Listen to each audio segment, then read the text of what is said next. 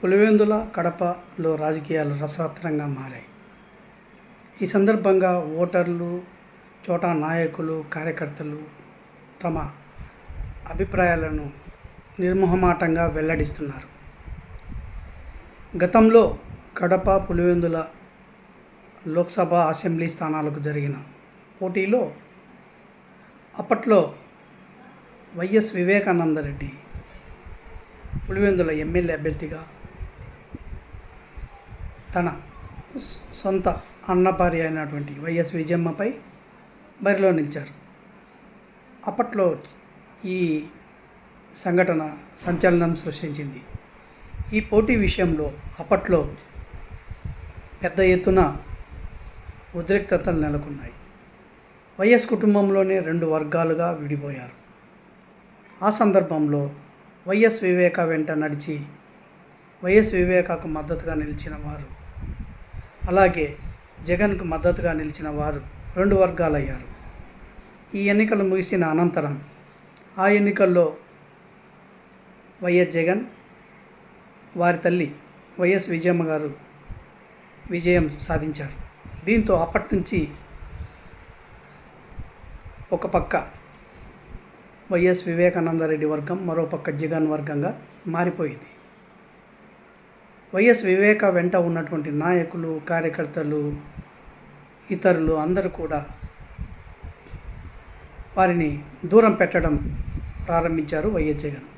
అనంతరం వైఎస్ వివేకానందరెడ్డి హత్య జరగడం, ఆ తర్వాత పరిణామాలతో పూర్తిగా వైఎస్ వివేక వర్గం కనుమరుగైపోయింది. వారిని పట్టించుకునే వాళ్ళే లేరు. ఏదో కొంతమందిని వైఎస్ జగన్ దగ్గరకు తీశారు. అనంతరం కొంతమంది కీలక నాయకులు, వైఎస్ వివేకాను నమ్ముకున్న నాయకులు టీడీపీలోకి వెళ్ళడం జరిగింది.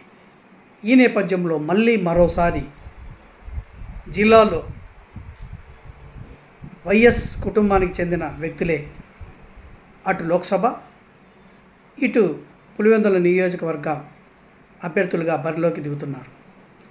గతంలో వైఎస్ వివేక మరియు వైఎస్ విజయమ్మల మధ్య జరిగిన పోరులో కనుమరుగైపోయిన వైఎస్ వివేక, వైఎస్ అభిమానులు, కార్యకర్తలు, నాయకులు ఆ సంఘటనను మళ్ళీ గుర్తుకు తెచ్చుకుంటున్నారు. అంతేకాదు, భవిష్యత్తులో వైఎస్ కుటుంబం ఒక్కటైతే తమ పరిస్థితి ఏమిటని ప్రశ్నిస్తున్నారు. ఎందుకంటే వైఎస్ వివేక తన వదినమ్మపై బరిలో నిలిచి ఓడిపోయిన అనంతరం తిరిగి ఆయన జగన్ వద్దకు వెళ్ళిపోయారు.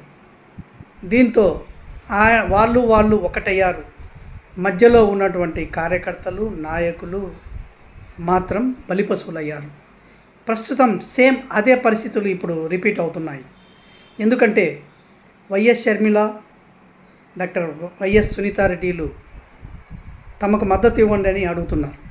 ఈ ఎన్నికలు అయిపోయిన తర్వాత ఎవరు గెలవచ్చో, ఎవరు గెలవకపోవచ్చో తెలియదు. కానీ 2 వర్గాలుగా ఇప్పుడు వైఎస్ షర్మిల వర్గం, వైఎస్ జగన్ వర్గం, మధ్యలో ఎంపీ వైఎస్ అవినాష్ రెడ్డి వర్గం, ఇలా 3 వర్గాలుగా ఉన్నాయి. ఈ నేపథ్యంలో ఎవరు గెలిచినా వారి వెంట ఉన్నటువంటి నాయకులు, కార్యకర్తలకు ఇబ్బందులు తప్పవు. అందువల్ల ప్రజలు, నాయకులు ఎంతో తెలివితో ప్రవర్తిస్తున్నారు. ఎవరు కూడా ఒక వర్గంగా ఉండడం లేదు. తమ ఓటు ఎవరికి వేయాలో వారు డిసైడ్ అయినట్లు తెలుస్తుంది. ఎందుకంటే ఇప్పుడు తన సొంత అన్నపైనే బరిలో దిగిన వైఎస్ షర్మిల, డాక్టర్ వైఎస్ సునీతారెడ్డిలు భవిష్యత్తులో వారి కుటుంబ సభ్యులు ఒక్కటైతే వారిని నమ్ముకొని వారి వెంట నడిచిన వాళ్ళ పరిస్థితి ఏంటని పలువురు బాహాటంగానే ప్రశ్నిస్తున్నారు. దీనికి ఆ నాయకులే సమాధానం చెప్పాల్సిన అవసరం ఎంతైనా ఉంది.